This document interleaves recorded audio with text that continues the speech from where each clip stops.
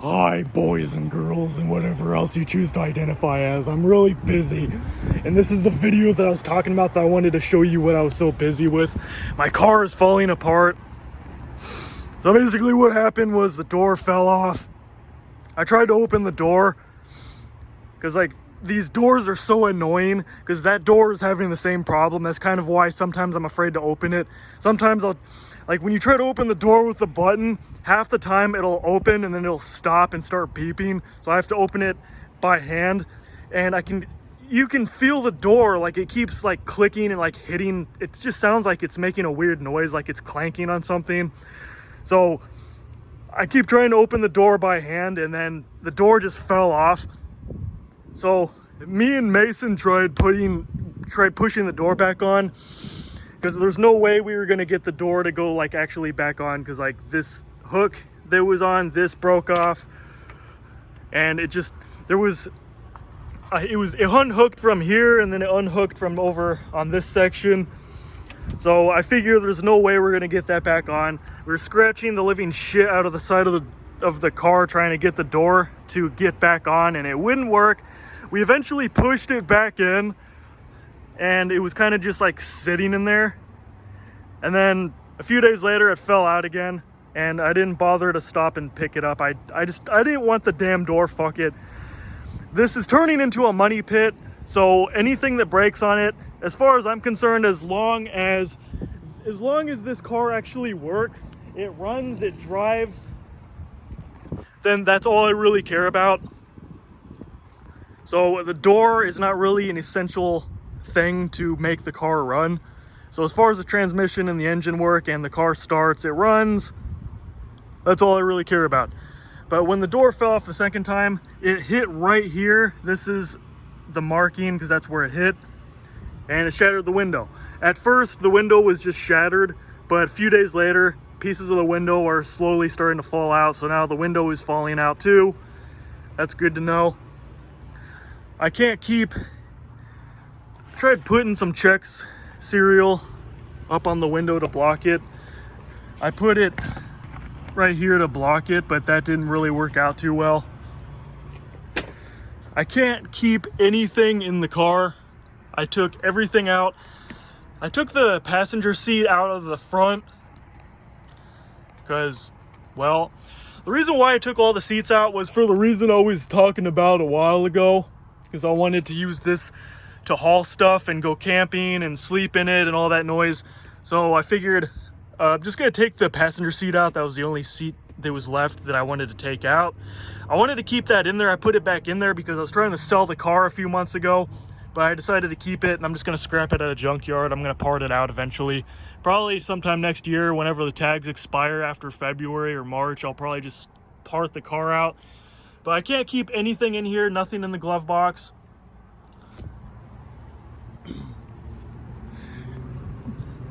Well, I can keep stuff in the glove box only because I can lock it with the keys. So the only thing I really keep in there is like the insurance and registration and like a couple other things that aren't really worth anything. So people can't get in there. Like they can try to, but the thing is, you're not going to be able to rip this open by hand, because if you do, you're just going to end up pulling this lever out and you're still not going to open. The only way you can really open this is with like a really thin crowbar. You'll just like cram it in there and just break it open like that. That's really the only way I can think of opening it. So other than that, like I can't keep anything in the car anymore, unless like it's only in the car when I'm driving, obviously. So nothing in this thing. Yeah, so the van is completely empty. There's a fucker coming up here right now. Yeah, I'm at a U-Haul center right now. But after the door fell off, about a few days later, I took this final passenger seat out. So there's just the driver's seat. That's it. So I got maximum room. Maximum room. Windows still don't roll down. That's a pity. That's a pity. Pity. I don't really care though. I think I have plenty of cross breeds now that the whole damn door is missing. Yeah, Another perk to taking all these seats out, especially that one, is that these seats are like at least 100 pounds each. So I took I took 3 seats out, so I took at least a good 300 pounds out of the car. And knowing that the side door was at least another 100 pounds, that was like 400, maybe 450 pounds of weight that I took off the car, which means that not only do I get a little bit more torque, but I get a little bit better gas mileage because there's a lot less weight in the car now. I get like 3 or 4 more miles to the gallon just from taking all these seats out. Because I have noticed that I was at half a tank, and I was noticing like I was just under half a tank, and I was driving around a good amount. Normally I would be at like a quarter of a tank, but I was still just under half a tank, when normally around the time, like as much as I was driving, I was expecting it to be at a quarter tank, not just under half a tank. So I am getting better gas mileage now that I took a lot of weight off of the car. Because these seats are really heavy. Really heavy seats. That's probably one of the big reasons why this car, it's not so much because of the size of the car, it's because of all the stuff that's in it. It weighs a lot, it weighs it down, so it affects the gas mileage. So I was probably getting like 22 miles to the gallon or 23. Now I'm probably getting 26 or 27.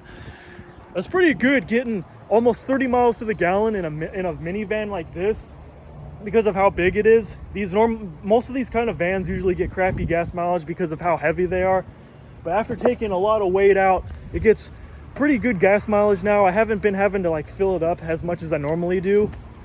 So yeah, that's a good thing. My gas is lasting a lot longer. Less strain on the car because the transmission is horrible.